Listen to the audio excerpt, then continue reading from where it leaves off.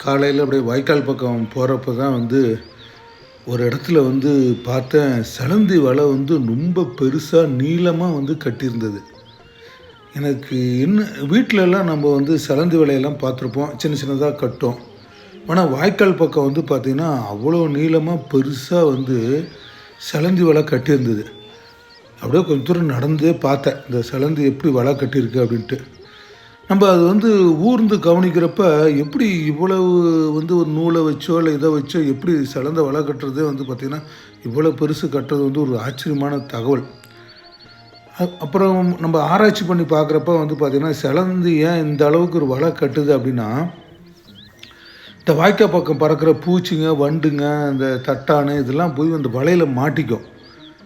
நம்ம உணவுக்காக இந்த சிலந்தி இப்படி வலையை கட்டி அதில் மாட்டுற பூச்சியெல்லாம் சாப்பிடுமாமா. அப்பா, சின்ன பூச்சி பாருங்கள் எவ்வளோ வேலை செய்யுதுன்னு.